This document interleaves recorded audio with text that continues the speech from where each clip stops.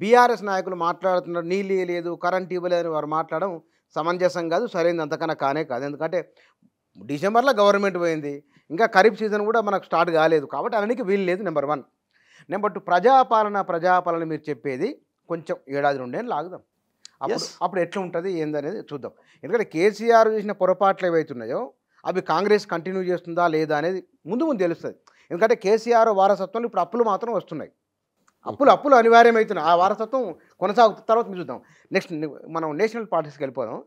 మీరు భారత్ జోడో యాత్రలో మొదలు 2 సందర్భాల్లో పాల్గొన్నారు. జాతీయ స్థాయిలో ఈసారి సమీకరణ ఎట్లా ఉండవచ్చు? ఇండియా కూటమి అధికారంలోకి వస్తుంది. 300 పైచిలకు మెజార్టీతోని ఇండియా కూటమి అధికారంలోకి వస్తుంది. బీజేపీ సొంతంగా 200 సీట్ల దాకా పోతుంది, అంతకంటే ఎక్కువ వచ్చేటటువంటి అవకాశం లేదు. నా ప్రిడిక్షన్లో అయితే 180 to 210 దాకా పోతుంది, కానీ అంతకంటే ఎక్కువ వచ్చే అవకాశం లేదు. ఇప్పుడు జమ్మూ కాశ్మీర్ ఉంది, 6 సీట్లు ఉంటాయి. ఇప్పుడు కాశ్మీర్లో పోటీ చేస్తలేదు బీజేపీ. 370ని రద్దు చేసినామని చెప్తున్నారు కదా, ఎందుకు కాశ్మీర్ ఎన్నికలకు దూరం ఉంటుంది? ఇప్పుడు 370 అధికరణ జమ్మూ కాశ్మీర్ ప్రజల ప్రయోజనాల కోసం రద్దు చేసి ఒక కాంగ్రెస్ చేసినటువంటి తప్పును సరిచేసి దేశాన్ని ఒక అద్భుతంగా చేసినామని దేశంలో కన్యాకుమారి నుంచి అన్ని రాష్ట్రాల్లో ప్రచారం చేస్తుంది కదా బీజేపీ. ఎందుకు కాశ్మీర్లో పోటీ చేయట్లేదు? ఎందుకు కాశ్మీర్లో నామినేషన్ కూడా వేయలేదు? ఎందుకు జమ్మూ కాశ్మీర్ ప్రజల దగ్గరికి పోవట్లేదు ఓట్లు అడగనీకి? కాశ్మీర్ ప్రజల కోసం మీరు పనిచేసి ఉంటే ఇలా కాశ్మీర్ ప్రజలు ఎందుకు నామినేషన్ వేసే పరిస్థితి లేదు? ఈ ప్రశ్న ఇలా దేశం అంతా బీజేపీని అడగాల్సినటువంటి అవసరం ఉంది. కాబట్టి 6 సీట్లలో ఒక్కటి రావు. పక్కనే ఉన్నటువంటి పంజాబ్ 13 సీట్లలో ఒక్కటి రావు. హర్యానాలో 11 సీట్లలో ఇవాళ 4-5 వచ్చేటట్టున్నాయి. లాస్ట్ టైం వీళ్ళు 11 గెలిచారు. ఢిల్లీలో 7 సీట్లలో కొట్టించే పరిస్థితి లేదు. రాజస్థాన్లో 25కి 25 లాస్ట్ టైం గెలిచారు, ఇప్పుడు సగం సీట్లు గెలిచే పరిస్థితి లేదు. మధ్యప్రదేశ్లో ఉన్నటువంటి 28లో లాస్ట్ టైం 1 మేము గెలిచినాం, 28 వాళ్ళు గెలిచారు. ఈసారి వాడు 15 దాటే పరిస్థితి లేదు. పక్కనే ఉన్నట్టు గుజరాత్లో 26 ఉన్నాయి, 26లో వాళ్ళకు వచ్చినటువంటిది లాస్ట్ టైం 26 వచ్చినాయి. ఈసారి వాళ్ళు 18 దాటేటటువంటి పరిస్థితి లేదు. గుజరాత్లో మోడీ సొంత రాష్ట్రం బీహార్లో లాస్ట్ టైం 35 వచ్చినాయి వాళ్ళకు, 42కి. ఈసారి నేను అంటున్నాను ఇవాళ 10 దాటే పరిస్థితి లేదు. మహారాష్ట్రలో 48లో వాళ్ళకు వచ్చినాయి ఆల్మోస్ట్ 35 సీట్స్ లాస్ట్ టైం అలయన్స్కు. ఈసారి ఏడు వస్తున్నాయి వాళ్ళకు 10 సీట్లు దాటే పరిస్థితి లేదు. మహారాష్ట్రలో బెంగాల్ ఒక్క సీటు గెలవట్లేదు. ఏక్నాథ్ షిండే పార్టీ ఒక్క సీటు గెలవలేదు. తిరుగుబాటు చేసినటువంటి మా ఎన్సీపీ సోదరులు అజిత్ పవార్ సంబంధించినది 85 సీట్లలో 60 సీట్లు గెలిచినటువంటి మొత్తం కూటమి 74 సీట్లు గెలిచింది లాస్ట్ టైం యూపీలో. ఈసారి 30 సీట్లు దాటే పరిస్థితి లేదు. ఉత్తరప్రదేశ్లో బీజేపీ 30 దాటదు. 80కి 30 దాటదు. నేను అదే చెప్తున్నా కదా. మేజర్ రాష్ట్రాలను ఎగిరిపోయి 18 సీట్లు వచ్చినాయి వెస్ట్ బెంగాల్లో. ఈసారి 10 దాటే పరిస్థితి లేదు. 7 వస్తారు. నార్త్ ఈస్ట్ లో మొత్తం 7 రాష్ట్రాలు కలిపి 6 రాష్ట్రాలు కలిపి 22 సీట్లు ఉంటాయి. సగం రాష్ట్రాల్లో పోటీ చేయలేదు. ఎందుకు మణిపూర్లో పోటీ చేయట్లేదు? ఎందుకు పోటీకి దూరం ఉన్నారు? ఈ దేశాన్ని అద్భుతంగా నడిపిస్తున్నాం అనేటటువంటిది ముఖ్యమంత్రి గవర్నమెంట్ ఉన్న దగ్గర పోటీకి బీజేపీ దూరం ఉందంటే దాన్ని బట్టి అర్థం చేసుకోవచ్చు కదా. ప్రజలు నామినేషన్ వేస్తే కూడా తరిమి కొట్టే పరిస్థితి ఉంది. కాబట్టి 20 రాష్ట్రాల్లో 22 సీట్ల కడ 5-6 సీట్లు గెలిచే పరిస్థితులు లేదు అలా. కాబట్టి 7 గెలిచారు. మీరు చూడండి, ఒరిస్సాలో 21 సీటు, ఇప్పుడు 21 సీట్లలో వాళ్ళకు 5-6 సీట్లు వచ్చేటటువంటి అవకాశం ఉందని చెప్తున్నారు బీజేపీకి. 5-6 వస్తాయి. కాంగ్రెస్ గవర్నమెంట్ వస్తుంది రేపు ఒరిస్సాలో. చూడండి మీరు, అసెంబ్లీ ఎన్నికలు కూడా జరుగుతున్నాయి. బీజూ జనతా దళ్ పోయి కాంగ్రెస్ గవర్నమెంట్ రాబోతుంది అక్కడ. ఎవరన్నా కాంగ్రెస్ 147 సీట్లలో 80 సీట్లు కాంగ్రెస్ గెలుస్తున్నది, 2 సీట్లు సిపిఐ గెలుస్తుంది, 3 సీట్లు సిపిఎం గెలుస్తుంది, 1-2 సీట్లు ఇండిపెండెంట్ గెలవబోతున్నారు. దాదాపు 85 సీట్లతోని కాంగ్రెస్ గవర్నమెంట్ అక్కడ ఫామ్ చేయబోతున్నది. ఇప్పుడు భక్త చరణ్ దాస్ గారు ముఖ్యమంత్రి కాబోతున్నారు ఇక్కడ ఒరిస్సాలో. బీజూ జనతా దళను కాదని, నవీన్ పట్నాయక్ను కాదని కాంగ్రెస్. అదే చెప్పబోతున్నా. ఇది ఈ మొత్తం మనం మాట్లాడిన వాటిలో మిరాకిల్ ఇది. నేను చెప్తున్నా, అందుకనే వాస్తవాలు దేశం మీడియా మనం ముందుకు తీసుకురావట్లేదు. ఇప్పుడు తమిళనాడు ఉంది, 39 ఉన్నది. 39 సీట్లలో 30 సీట్లలో డిపాజిటే రాదు బీసీకి. గెలవడం అనే సంగతి పక్కన పెట్టు.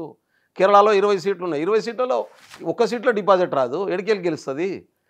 పుదుచ్చేరి 1 సీటు మాకే వస్తుంది. ఆ ఉన్నటువంటి నీకు ఆనే 60 సీట్లు వన్ సైడ్ అయిపోయాయి. ఆంధ్రప్రదేశ్ 25 సీట్లలో మాకు 1 సీటు వస్తున్నది. 1 సీటు గెలుస్తున్నాం. మా అధ్యక్షురాలు షర్మిల గారు పార్లమెంట్కి గెలుస్తున్నారు. తర్వాత మాట్లాడదాం, అక్కడికి వస్తాను. 20 బీజేపీకి ఎన్ని వస్తాయి? బీజేపీ 6 సీట్లకు పోటీ చేసింది అలయన్స్లో. 2 గెలుస్తాయి అంటున్నారు. అవి కూడా నేను నమ్మకం ఉందనుకోవట్లేదు. ఎందుకంటే బీజేపీకి జనసేనకి ఇచ్చినటువంటి సీట్లన్నీ కూడా వైఎస్ఆర్సీపీ గెలవబోతుంది అనేది నాకు ఉన్నటువంటి సమాచారం. మాట్లాడదాం. తర్వాత తెలంగాణలో మేము 12+ బీజేపీకి బీజేపీకి 3 వాళ్ళకి గ్యారంటీ కనబడేటి అయితే 2 సీట్లు ఉన్నాయి. 1-2 అటు ఇటు ఈ బొటాబొట్టితో వచ్చింది అట్లకి ఒక 5-10 వేలతో 1-2 సీట్లు పెరగవచ్చు. బహుశా మనం అనుకుందాం, నేను అడిగేది ఒక కాంగ్రెస్ ఇది ఇప్పుడు కర్ణాటక ఉంది పక్కన. కర్ణాటకలో కూడా లాస్ట్ టైం వాళ్ళు 25 సీట్లు గెలిచారు 28 సీట్లలో. ఈసారి వాళ్ళకి 10 సీట్లు దాటే పరిస్థితి లేదు. 10-12 మధ్యన వస్తాయి. 10-12 మధ్యన వస్తాయి అంతే. అంటే ఎక్కడ చూసినా బీజేపీ ఫాల్ డౌన్ ఉంది. ఇవాళ జరుగుతున్నాయి 39 సీట్లు. ఎక్కువ సీట్లు బీజేపీ సిట్టింగ్ సీట్లు జరుగుతున్నాయి. మోర్ దెన్ సాయంత్రం వరకు చూడండి సగం సీట్లు ఎగిరిపోతాయి. మీరు చూస్తారు కదా ఇవాళ జరుగుతాయి. ఉత్తరప్రదేశ్లో 14 సీట్లు మీరు జరుగుతున్నాయి. నాకు డెఫినెట్గా ఈ పోలింగ్ అయిపోయిన తర్వాత కూర్చుందాం మనం. ఎగ్జిట్ పోల్స్ వస్తే ఆ రోజు మీరు నాకు ఈవినింగ్ టైం ఎగ్జాక్ట్ పోల్ రోజు కూడా కూర్చుందాం. కూర్చున్నాను, ఎందుకంటే ఆ రోజు ఇట్లా అయిపోయిన వెంటనే మళ్ళీ సిట్టింగ్ వేద్దాం మనం. కూర్చుందాం తప్పకుండా మాట్లాడదాం. తప్పకుండా కూర్చుందాం. కూర్చొని మాట్లాడదాం. ఇక్కడ హిమాచల్ ప్రదేశ్లో 4 ఉన్నాయి, 2 మాకు 2 వాళ్ళకు. ఉత్తరాఖండ్లో 6 ఉన్నాయి. ఆడ కూడా సేమ్. ఇప్పుడు జార్ఖండ్లో ఉన్నటువంటి 11 సీట్లలో వాళ్ళు 1-2 గెలిచినట్టు ఉన్నది. మిగతా అన్ని ఎగిరిపోతున్నాయి. ఎందుకంటే ఆ ఇద్దరు సీఎంలను అరెస్ట్ చేయడం అనేటటువంటిది చాలా మైనస్ పాయింట్ అయింది వాళ్ళకి. అక్కడ వాళ్ళకి మైనస్ అయింది. కాబట్టి ఇట్లా చూసుకుంటే బీజేపీ అన్కాన్స్టిట్యూషనల్ విధానం, అరాచకత్వం, అబద్ధాలు చెప్పడం, డైవర్ట్ చేయడం, మోసం చేయడం, నమ్మించేటటువంటి గొంతుకు వేసి పనిచేయడం, డెవలప్మెంట్ పక్కన పడేసి మతాలు కులాలు. ఇప్పుడు మోడీ గారు మాట్లాడుతున్నారు, ప్రధానమంత్రి గారు మీరు చూస్తున్నారు కదా, టీవీ ఛానళ్ళకి ఇంటర్వ్యూ ఇస్తున్నారు. టీవీ ఛానళ్ళకి ఇచ్చే ఇంటర్వ్యూలో ఎట్లా మాట్లాడుతున్నారు, పబ్లిక్ పోయి మాట్లాడుతున్నారు. తనకు తానే కాంట్రాడిక్ట్ చేసుకుంటే ఎట్లా? మిగతా వాళ్ళ సంగతి వదిలిపెట్టండి. నేనేం ఏ మతానికి కులానికి వ్యతిరేకంగా మాట్లాడితే నేను చచ్చిపోతా, రాజకీయాలకు పనికిరాను అని చెప్పి ఆయన ఇంటర్వ్యూలో చెప్తాడు, ఇండియా టుడేకి ఇచ్చిన ఇంటర్వ్యూలో. పక్కనే పోయి నెక్స్ట్ డే మీటింగ్లో పోయి అసలు ముస్లిం అపీజ్మెంట్ పాలిటిక్స్కు కాంగ్రెస్ చేస్తున్నదని చెప్పి మత ప్రాతిపాదిక మీద ఆడ మాట్లాడతారు. ఎందుకు ఇట్లా భిన్నమైన అంటే ఎందుకో అపరిచితుడు సినిమాలో ఆ హీరో కనుక బిహేవ్ చేసినట్టు ప్రధానమంత్రి గారు బిహేవ్ చేస్తారు. ఎందుకు అంత ఓడిపోతున్నాం అనే విషయం అర్థమైపోయింది. వాళ్ళు చాలా స్ట్రాటజికల్గా 7 ఫేజులు పెట్టి వాళ్ళకు అనుకూలమైనటువంటి పద్ధతిలో లాస్ట్ టైం మార్చుదామని ప్రయత్నం చేశారు. అది లేదు. ఫస్ట్ ఫేజ్లో వాళ్ళ దురదృష్టం కొద్దీ మొత్తం వాళ్ళకి వ్యతిరేకంగా ఉన్నటువంటి ప్లాన్తో అంతా పెట్టించారు. ఫస్ట్ ఫేజ్లోనే కాంగ్రెస్కి లీడ్ వస్తుంది అనేటటువంటి, ఇండియా కూటమికి లీడ్ వస్తుంది అనే టాక్ వచ్చేసింది. దాంతో ఏంటంటే నేషనల్ పర్సెప్షన్ అంతా చేంజ్ అయింది. దాంతో ఏమైంది, గతంలో రాహుల్ గాంధీని ఇమేజ్ను డ్యామేజ్ చేయడం కోసం వేల కోట్ల రూపాయలు ఖర్చు పెట్టి సోషల్ మీడియాను వాడింది. ఎప్పుడైతే రాహుల్ గాంధీ గారి భారత్ జోడో యాత్ర కన్యాకుమారి నుంచి కాశ్మీర్ దాకా పోయిందో, వాళ్ళు రాహుల్ గాంధీ గారి మీద ఏం చెప్పినా భారతదేశ ప్రజలు నమ్మే పరిస్థితిలో లేరు. ఎందుకంటే రాహుల్ గాంధీ ఏందో ఈ దేశానికి అర్థం లేదు. ఎందుకంటే ఆయనను అంతకుముందు ఆయన బంద్ కమరేలో ఉన్నప్పుడు ఏం తిట్టినా ఆయన ఎట్లాంటి వాడే కావచ్చు అని జనం నమ్మే అవకాశం ఉంది. ఇప్పుడు లేదు కదా. రోడ్డు మీదకి వచ్చిండు, కోట్ల మందికి ఆయన తిండి తినే విధానం, బిహేవ్ చేసే విధానం, నడిచే విధానం, మాట్లాడే విధానం, సమస్యల మీద స్పందించే విధానం, ఇదంతా కూడా భారతదేశం కూడా ఓపెన్ ఫ్యాక్ట్గా కనబడ్డది ఇవాళ. కాబట్టి బీజేపీ రాజకుమారుడనో ఇంకోటనో తెలివి లేదన్నో చదువు రాదన్నదో ఎన్ని రకాల ప్రయత్నాలు చేసి ఆయనను ఎన్ని రకాల బదనాలు చేయాలో అన్ని రకాల బదనాలు చేసేసారు.